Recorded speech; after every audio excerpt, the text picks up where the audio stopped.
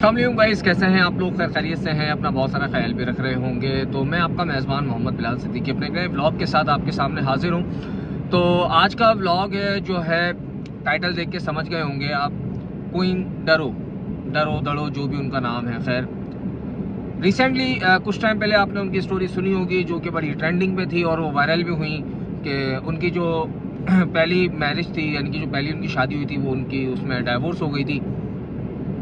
तो थोड़ा मैं इसमें ज़रा इसकी स्टोरी मैं बताना चाह रहा हूँ कि ये हैं कौन, ये क्या करती थी, आज कहाँ हैं और किस हाल में हैं। तो सबसे पहले मैं आपको बता दूँ, इनके पहले शौहर थे जिनसे इनके 2 बच्चे, और वो बड़े आज़ाद ख्याल इनके शौहर थे। किसी चीज़ में इनको रोक टोक नहीं है। फैमिली व्लॉगिंग वगैरह करती थी और टिकटॉक वगैरह पे लाइव आती थी। ये लाइव आके अपने पूरे हाल वाल, फिर आपको पता है कि ये टिकटॉक लाइव के ऊपर ये ऑनलाइन यानी कि डिजिटलाइज गिफ्टिंग दी जा रही होती है। उस डिजिटल गिफ्टिंग के ऊपर जो है जो लाइव आ रहा होता है बंदा, उसको टिकटॉक पे कर रहा होता है 50%। मिसाल के तौर पे अगर किसी ने कोई 100 रुपये का एक गिफ्ट भेजा है तो उस 100 रुपये की कॉस्ट का यानी कि 50% जो है वो टिकटॉक रखता है और 50% जो है उस लाइव आने वाले स्ट्रीमर को मिलता है। खैर क्वीन दारो जो हैं क्वीन दारो, ये लाइव आती थी। इनके हस्बैंड थे, 2 बच्चे। वहाँ पे जो इनकी बातें हैं वो ये हैं कि इनके हस्बैंड इनसे मारकूट करते थे, इन्हें मारते थे, तशद्दुद करते थे। खैर मैं भी इस चीज़ के ख़िलाफ़ हूँ यार। किसी शौहर को या किसी मर्द को किसी औरत को हैरेस करने का कोई हक़ नहीं है। मैं उस चीज़ के ख़िलाफ़ हूँ। उन्होंने उनसे डाइवोर्स ली। इन्होंने डाइवोर्स लेके क्या करा, इन्होंने एक दूसरी जो शादी करी उस बंदे से करी जो टिकटॉक लाइव के ऊपर इनको बड़ी बड़ी गिफ्टिंग दिया करता था। असल सीन ये है, देखिए यहाँ पे जो है ना बड़ा इंटरेस्टिंग पॉइंट है कि शादी इनकी फिर उस बंदे से हुई है। खुद जर्मनी में रहती थी और इनकी शादी हुई पर लंदन बेस्ड बिजनेसमैन है जो कि इन्हें टिकटॉक लाइव पे गिफ्टिंग वगैरह दिया करते थे। जैसे कि शेयर वगैरह जो होते हैं उसका क्या अमाउंट है मुझे नहीं पता, मैंने ना कभी मैं लाइव गया हूँ ना मैंने कभी देखी है लाइव टिकटॉक। वो दिया करते थे, उनसे इनकी शादी हो गई। अब कहानी में ट्विस्ट यहाँ पे आता है, मर्द तो भाई मर्द है ना, उसको पता था कि ये औरत जो है इससे जिस तरह उसका निकाह हुआ है, जिस तरीके से उसकी शादी हुई है, वो इस तरीके से हुई है कि वो लाइव आती थी, उनको भारी रकम के गिफ्ट दिए जाते थे जिससे वो इम्प्रेस होके उनसे इनकी दोस्ती हुई। दोस्ती से वो लव स्टोरी में कन्वर्ट हुई। लव स्टोरी के बाद वो उनका पहले हस्बैंड से डाइवोर्स लेने के बाद निकाह हो गया। अभी रिसेंटली एक वीडियो लीक हुई जिसके अंदर क्वीन दारो जो हैं वो उनके अपने बेडरूम के अंदर लाइव आई हुई होती है। उनके हस्बैंड उनको टोकते हैं कि यार ये सही नहीं है, आप अपने बेडरूम में लाइव रात को 12 साढ़े 12 बजे के टाइम, ये सही नहीं है। मेरे से नहीं पूछा जा रही, मैं आपको रोक रहा हूँ बार बार, आप प्लीज लाइव मत जाओ, अच्छी बात नहीं है ये। मैंने अपने बेडरूम में बैठ के मैं क्या करूं, गलत काम तो नहीं अपने बेडरूम में बैठ के कौन लोगों को दिखाता अच्छा है? गाइस, बुरी बात है यार, बाय। मुझे डांट पड़ रही है, बहुत बुरी बात है। वो कह रहे बुरी बात है, चलो बाय। जिसपे वो कहती नजर आ रही है कि वो जी नाराज हो रहे हैं, मना कर रहे हैं। अब मैं आपको एक चीज बताता हूँ, देखें उस बंदे की इनसिक्योरिटी देखें। जो पहला उसका शौहर था ना, उसका पहला शौहर इस चीज पे कोई सख्ती नहीं करता था, फैमिली व्लॉगिंग को लाइक कर रहा था, क्योंकि भाई पैसे आ रहे होते हैं तो सब अच्छा लगता है, सब हलाल हो जाता है। क्योंकि आपको पता है भाई, कौवा हलाल करना कोई बड़ी बात नहीं है ना, तो वो आ रहा होता है। लेकिन जब वो उनकी मिसेस बनी उसके बाद वो उस लाइव आने को, उस फैमिली व्लॉगिंग को, अपने बेडरूम को शेयर करने को गलत समझ रहे हैं, उन्हें टोक रहे हैं कि अपना बेडरूम कौन दिखाता है। उस बंदे से सवाल ये है कि भाई जिस टाइम तूने इससे शादी की और तू गिफ्टिंग देता था तो ये कि कोई पार्क में जाके वीडियो बनाती थी, उस टाइम भी तो अपने बेडरूम से लाइव आती थी। अब तुझे बुरा क्यों लग रहा है? अब तुझे इसलिए बुरा लग रहा है क्योंकि वो तेरी बीवी बन गई है। मैसेज मैं एक देना चाहूँगा यहाँ पे, वीडियो बनाने का जो मकसद है ना, देखिए पर्पज़ क्या है वीडियो बनाने का, मैं आपको पर्पज़ बताऊँगा। आपने देखा होगा, थोड़ा मैं ज़रा नाज़िब अल्फाज बोलूँगा, माजरत करूँगा उसके लिए। पहले होती थी प्रोस्टिट्यूशन, एक जगह होती थी हीरा मंडी, वहाँ पे लोग जाके प्रोस्टिट्यूशन के काम किया करते थे। उसके बाद उसमें बैल लगा, गली गली घर घर के अंदर प्रोस्टिट्यूशन होने लगी। अब जो प्रोस्टिट्यूशन है ना वो हो रही है डिजिटलाइज, करेंसी भी डिजिटलाइज जा रही है, प्रोस्टिट्यूशन भी डिजिटलाइज हो रही है। और ये इस हाई लेवल के ऊपर प्रोस्टिट्यूशन हो रही है कि लोग, जो औरतें हैं ना, औरतें वो तलाक़ें ले लेके दूसरे मर्दों की तरफ जा रही हैं क्योंकि वो डिजिटल गिफ्ट्स उनको दे रहे होते हैं जिनकी बड़ी भारी रकम होती है। अभी करना क्या है, सबसे बड़ा किरदार है यहाँ पे माँ बाप का।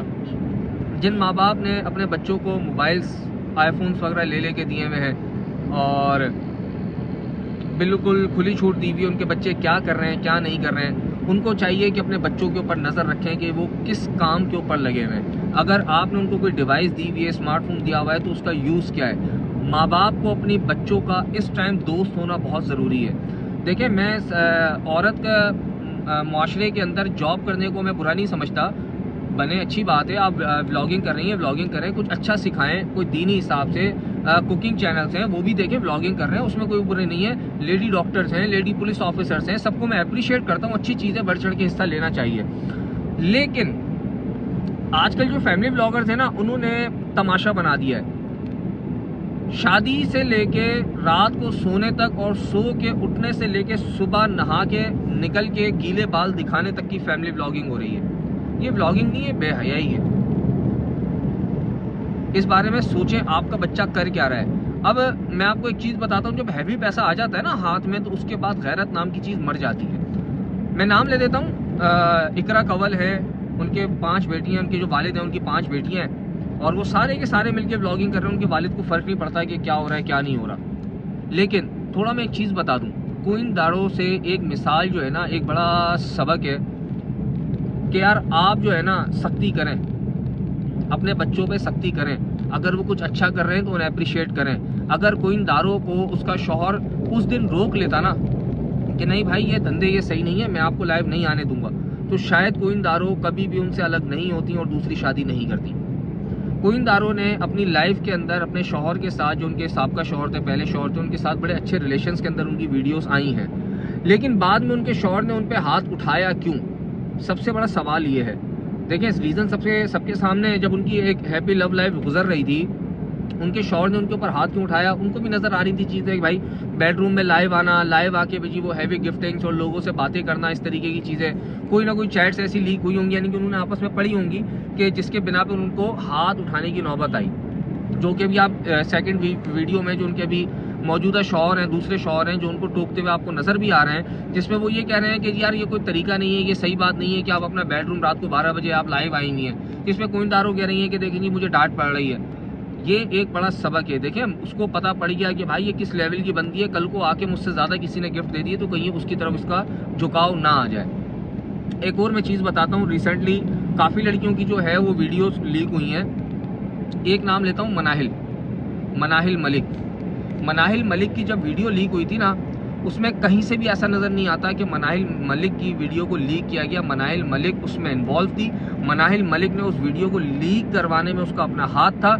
उसके बाद सारा रोला पहने के बाद, रोला पै गया सारा, उसके बाद जी मनाहिल मलिक आती हैं इंस्टाग्राम पे, वहाँ पे अपनी वीडियो पोस्ट करती हैं कि जी मैं अब सोशल मीडिया से दूर जा रही हूँ, अब मैं कुछ नहीं करूँगी, मैं सोशल मीडिया पे नहीं आऊँगी, लव यू फैंस, वो ये सपोर्ट वगैरह जितना भी चूरन था सारा बेचने के बाद अब वो टिकटॉक के ऊपर दोबारा आ चुकी हैं और दोबारा उनकी वीडियोज़ वगैरह आ रही हैं। खुदारा अपनी फैमिलीज़ को बचाएं इस फैमिली व्लॉगिंग से, इस डिजिटल प्रोस्टिट्यूशन से, इससे निकालें।